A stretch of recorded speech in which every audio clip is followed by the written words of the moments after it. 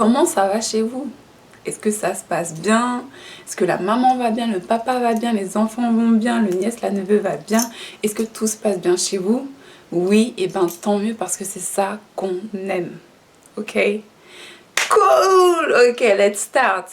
Alors, aujourd'hui, c'est astrologie.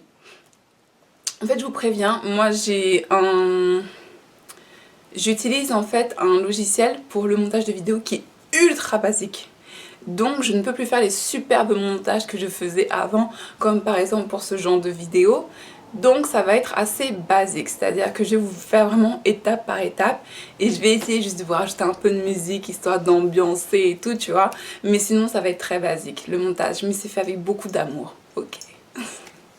Donc, alors la semaine dernière, au niveau de l'astrologie, je vous ai parlé plutôt de l'ascendant du soleil et de la lune, et j'ai aussi parlé de comment était utilisée l'astrologie. Donc dans cette vidéo, aujourd'hui, je vais vous parler des planètes, de leur signification, de la façon dont elles nous influencent, et je vais aussi vous parler des maisons, ok. Voilà, donc... Alors, déjà, il faut savoir que on appelle le calendrier grégorien, mais en fait, à la base, les jours de la semaine correspondent à une planète. C'est-à-dire que lundi, c'est la Lune, mardi, c'est Mars, mercredi, c'est Mercure, jeudi, c'est Jupiter, vendredi, c'est Vénus, samedi, c'est Saturne et dimanche, c'est le Soleil. Ok? Donc, dans nos anciennes civilisations, l'astrologie faisait partie même du quotidien et pour beaucoup, beaucoup, beaucoup de choses. Ok?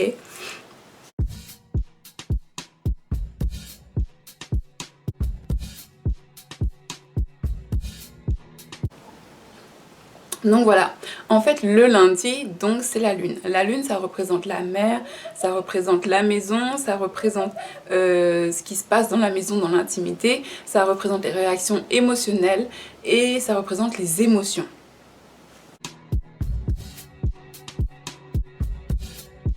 En fait, Mars, c'est la planète, ça représente les frères et les sœurs. Et c'est la planète qui représente votre énergie, qui représente votre agression, votre agressivité, qui représente votre aptitude au combat. Est-ce que vous êtes un warrior ou une warrior? Ça représente vraiment la vitalité, ça représente les hommes et les petits amis que les femmes vont avoir, mais ce ne sont pas ceux qu'elles devraient épouser. C'est justement ceux qu'elles devraient éviter en fait. Enfin, pas éviter, mais elles devraient plutôt se tourner vers quelqu'un qui a une énergie de Jupiter. Mars, c'est vraiment le bad boy. Jupiter, c'est le mec que vous devez épouser. Qui est peut-être un peu plus chiant, mais c'est le mec que vous devez épouser. Voilà, en fait, Mars, ça correspond à ça dans une carte astrale. Ensuite, nous avons Mercure. Mercure, en fait, c'est le système nerveux. C'est les neurones, c'est la communication, ça représente aussi les mains et ça représente le langage. Et Mercure, c'est toutes les choses qui se font très rapidement. Jupiter, c'est pas l'opposé de Vénus, mais c'est sa complémentarité, mais du côté un peu plus masculin. Donc la planète Jupiter, elle est vue comme la planète du mari, de l'époux, si on est en train de lire la carte astrale d'une femme. Et en fait, Jupiter, c'est aussi le professeur, c'est la religion, c'est l'éducation, c'est la spiritualité. C'est la spiritualité, c'est la religion, c'est l'éducation. Et Jupiter, c'est le mari, l'époux et le genre d'homme avec lequel on va faire des relations sérieuses.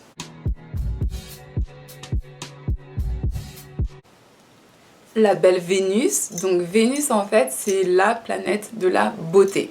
La beauté des arts, ça représente les femmes, ça représente l'épouse. Si on est en train de lire la carte astrale d'un homme, ça représente quel sera son type d'épouse et le type de femme vers lequel il est attiré.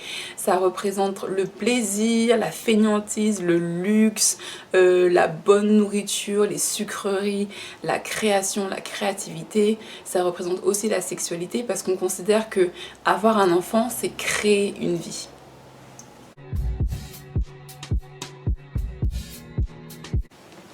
Saturne. Alors maintenant, Saturne, c'est la seule planète qui a des cerceaux autour d'elle.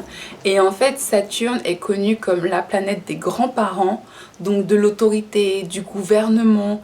C'est aussi la planète de la discipline, de la longévité, c'est la planète de la vieillesse, de la répétition, mais c'est aussi la planète de la peur, du stress et de la peine et de la dépression.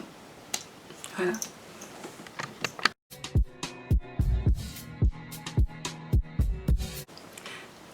Ensuite, nous avons le soleil. Le soleil, ça représente l'ego, la réputation, le père, l'estime de soi, la réputation professionnelle et l'image publique.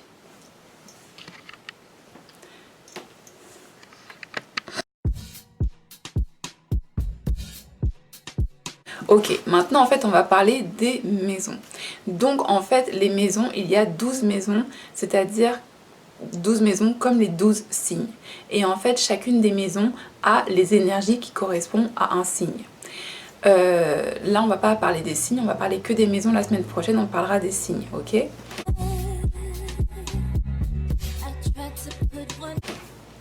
Donc, la maison 1, la toute première maison, en fait, cette maison-là, elle représente soi. Ça veut dire... La première maison, c'est ce que vous voyez là, ça c'est ma première maison. Et c'est-à-dire que même ma couleur de peau, c'est parce que j'ai ma couleur de peau sur mon visage. Parce qu'en plus, la première maison, c'est surtout c'est l'apparence physique, mais c'est assez centré sur le visage, sur la forme du visage et tout. En fait, si par exemple j'ai mon visage qui est beaucoup plus foncé que mon corps, c'est parce que j'ai une maison en particulier. Mais théoriquement, selon l'astrologie, on verra si ça se passe. Ça va changer parce que j'ai d'autres planètes qui arrivent en grandissant. Ok. J'aime trop. Ok.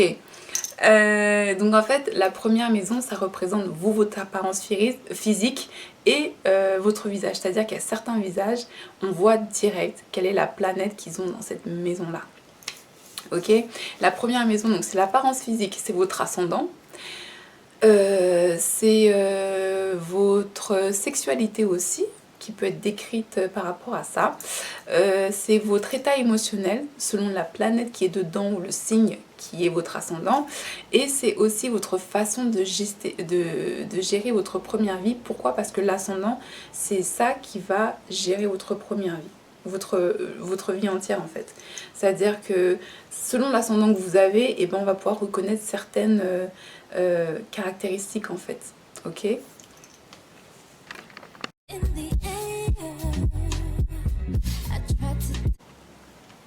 La deuxième maison.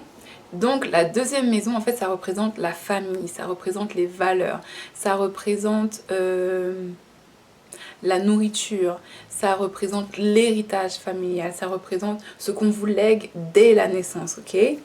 Ça représente la nourriture, ça représente le goût, ça représente la bouche. Et c'est-à-dire que selon certaines planètes qui vont être placées dans votre deuxième maison, vous allez avoir certaines choses par rapport à votre bouche ou ce genre de choses-là en fait. Il y a beaucoup de choses qui peuvent être lues en fait dans l'astrologie. Et ça représente aussi la crèche. Parce qu'en fait, ce qu'il faut savoir, c'est que les 12 maisons représentent aussi des années. Et c'est comme ça que certains astrologues peuvent dire à partir de telle année, c'est là que vous allez vous déplacer dans tel pays ou vous allez avoir une promotion. Parce qu'en fait, on peut compter. Et c'est comme ça que moi, on pouvait savoir qu'à partir de mes 5 ans, de mes 4 ans à mes 5 ans, j'ai été adoptée. En fait, c'est un truc de ouf, mais c'est vraiment un truc de ouf. Donc en fait, la première maison, c'est votre naissance. La deuxième maison, c'est la crèche. Et c'est tout ce qui est valeur familiale, le goût, la bouche, tout ce que vous découvrez en tant que bébé.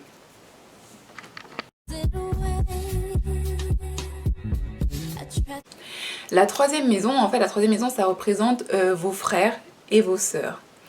Parce qu'à partir de l'âge de 3 ans, c'est là que vous prenez totalement conscience que damn, who are you? What? You're coming from my mama's vagina? What? So I have to share everything with you? You're my brother? Like for real?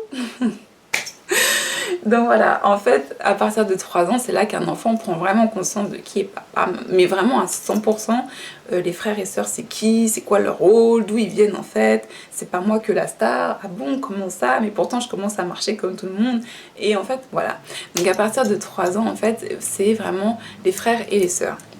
La troisième maison, c'est aussi la communication, et en fait, plus vous allez grandir, et plus la troisième maison définit quelle est l'empreinte que vous allez laisser dans le monde, et si vous allez en laisser une, c'est-à-dire qu'il y a même des combinaisons astrologiques pour savoir les gens qui laissent un souvenir mémorable à leur environnement intime ou à plus grande échelle. Ensuite, vous avez aussi, la troisième maison, ça représente le courage, l'effort, la témérité. Est-ce que vous êtes quelqu'un de téméraire, quelqu'un qui fonce, ou des trucs comme ça? Et ça représente aussi la maternelle pour les enfants.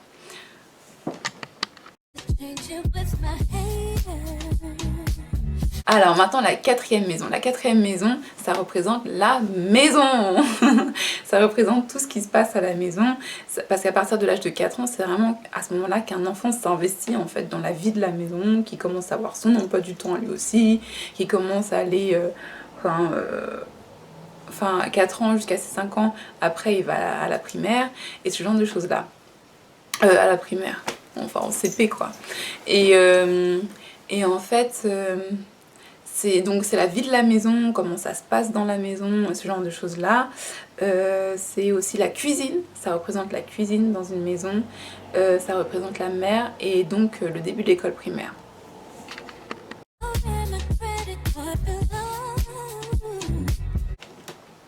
Et donc la cinquième maison, en fait la cinquième maison, ça représente les enfants. Les enfants, ça représente le sport, ça représente le business, ça représente l'entrepreneuriat, ça représente le cinéma, tout ce qui est créatif, tous les milieux créatifs, ça représente aussi les jeux d'argent, ça représente le collège, ça représente la créativité et ça représente aussi la reproduction puisqu'il y a les enfants. Ok, donc on peut, à partir de la cinquième maison, avoir des informations pour savoir si une personne est stérile ou pas.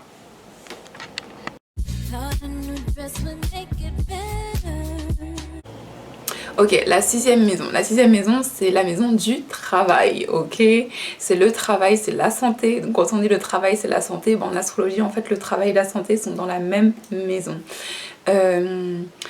C'est aussi tout ce qui est judiciaire, donc on peut reconnaître des avocats, des gens qui travaillent dans les cours de justice ou ce genre de choses là, on peut les reconnaître par rapport à la sixième maison. C'est aussi l'espace de travail et c'est aussi les ennemis. Donc en général, voilà, c'est comme ça qu'on peut reconnaître aussi les gens qui ont une sixième maison assez tendue ou quelle est leur façon de réagir à leurs ennemis. Est-ce que ce sont des gens plutôt combatifs ou qui se laissent écraser ou ce genre de choses là. C'est pas gay, mais voilà, c'est comme ça. Ok, maintenant la septième maison. Alors la septième maison, ça représente l'opposé de vous. Donc l'opposé de vous, en général, c'est votre partenaire. Donc ça nous dit quel est le style d'homme que vous allez attirer, en fait. Et en fait, c'est génial, l'astrologie. Donc en fait, ça représente vraiment le style d'homme ou de femme, si vous êtes un homme, que vous allez attirer. Et, ou même... si vous êtes une femme, de femme, ou si vous êtes un homme, d'homme, hein, ça représente votre partenaire, ok? Et en fait, la septième maison, ça représente votre relation aux autres, en fait, à la masse. Ça représente, c'est aussi la maison dans laquelle on peut savoir si... Ah, ça, je le dirai dans une autre vidéo. Ouais, on va garder ça pour plus tard. La septième maison, ça représente donc les autres, les relations, les négociations, tout ce qui est business. Ça représente la place du marché, là où les gens font beaucoup d'échanges, de troc, négociations et ce genre de choses-là. Voilà. Ah, et la septième maison, forcément, comme ça représente votre partenaire, ça représente aussi le mariage. Voilà.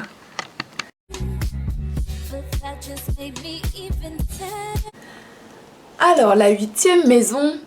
la huitième maison. La huitième maison, c'est la maison du secret. C'est la maison de l'ésotérisme, c'est la maison de la sexualité, c'est la maison de toutes les affaires un peu crapuleuses, c'est la maison de la mafia, c'est la maison de tous les bails, voilà, c'est la maison des addictions, c'est la maison de, je vous ai marqué quoi, sexualité, ésotérisme, des fonds monétaires. C'est la maison des secrets, c'est la maison des banques, c'est la maison des sciences occultes, c'est la maison de la magie noire, c'est la maison du sexe, de la sexualité, de la prostitution, c'est la maison de la psychologie, c'est la maison des gangsters, c'est la maison... Et en fait, c'est pour ça, c'est la maison de la politique aussi, c'est la maison des impôts. Et en fait, vous voyez ce que je veux dire? Est-ce que vous voyez ce que je veux dire? Est-ce que vous voyez ce que je veux dire? Vous comprenez pourquoi vous entendez toujours des scandales de ouf avec soit des hommes politiques et la mafia, prostitution, drogue? Parce qu'en fait, ce genre d'énergie-là se retrouve dans la même maison qui est la maison 8. La 8e maison. Ok?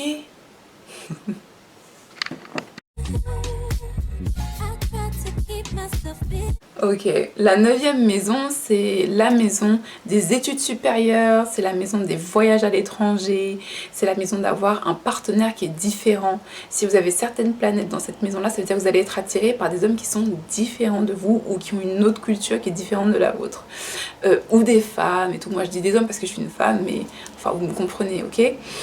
C'est la 9e maison, c'est les voyages, c'est les pays étrangers, c'est la religion, les études supérieures, le professorat, c'est le professorat, pardon, c'est toutes, voilà, c'est toutes ces choses-là, la 9e maison.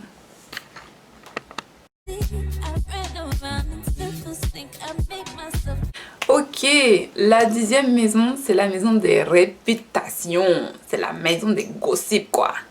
C'est c'est la maison des gossips, c'est la maison des réputations, c'est la maison de l'image publique, de l'image professionnelle, de l'environnement professionnel. Quel est votre type d'environnement? Vous êtes quelqu'un qui est dans un environnement plutôt artistique, plutôt businessman, plutôt de service, ou vous travaillez dans une cuisine? On peut le voir à partir de la 10e maison et de la 4e maison. En fait, il y a plein de choses qui peuvent se lire de cette façon-là. La 10e maison, je vous ai écrit, c'est aussi le gouvernement. C'est aussi tout ce qui est gouvernement, tout ce qui est politique.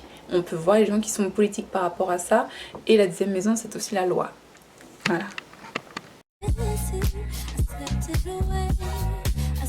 Ok, la 11e maison, j'ai pas eu beaucoup de choses qui me sont venues en tête, mais la 11e maison, en fait, c'est votre réseau professionnel, c'est votre réseau d'amis, c'est comment vous l'utilisez, comment on peut vous repérer dans la foule. Est-ce que vous êtes quelqu'un qu'on repère facilement dans la foule quand vous marchez, c'est vous qu'on regarde, ou est-ce que vous êtes quelqu'un plutôt qu'on va repérer sous un autre angle? Et ben on pourra le voir avec votre 11e maison. La 11e maison, c'est aussi des oncles. C'est aussi vos oncles et c'est vos salaires, c'est l'argent que vous allez gagner dans votre vie. Si vous allez le gagner facilement, durement, en travaillant avec vos mains, tout ça en fait ce sont plusieurs combinaisons qu'on peut lire sur une carte astrale, ok? Ok, la 12e maison, la dernière maison, en fait, cette maison-là, elle est un peu à part de tout le reste parce qu'elle fait pas partie de... C'est pas quelque chose dont vous êtes conscient. En fait, la 12e maison, ça représente votre inconscient. Et ça représente votre vie avant la vie. Donc, comme je vous ai dit tout à l'heure, la maison numéro 1, c'est votre naissance en fait. Donc en fait, la 12e maison, c'est tout ce qui est inconscient, tout ce qui ne se voit pas, tout ce qui était avant et tout ce qui sera après. Et en fait, la 2e maison, ça représente aussi les pays étrangers. Si vous allez voyager et vivre complètement séparé de toute votre vie, ici, ça se verra dans votre 12e maison. C'est-à-dire que les gens qui vont partir et vivre définitivement dans un autre pays, ça se voit avec la 12e maison. La 12e maison, ça représente aussi les asiles. C'est-à-dire les gens qui sont en asile psychiatrique, enfermés complètement à l'écart du reste de la vie. La 12e maison, ça représente aussi...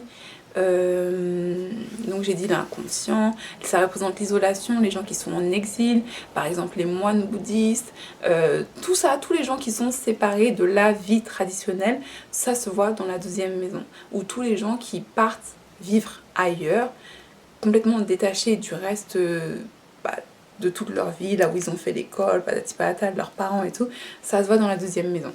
Donc voilà, ça c'est l'astrologie d'aujourd'hui. J'espère que vous avez aimé ce genre de vidéo, je sais pas trop ce que ça va donner, on teste, on est là pour tester, ok?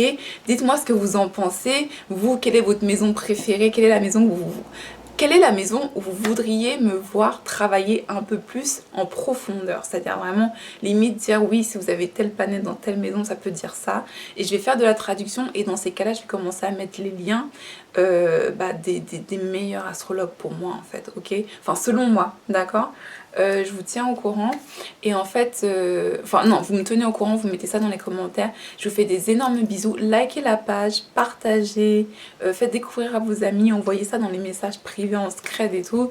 Abonnez-vous à la chaîne, c'est juste en dessous. Suivez-moi sur les réseaux sociaux, j'ai un Instagram, j'ai un Facebook, il y a plus que YouTube, ok? Je vous fais des énormes bisous. Namasté, bye.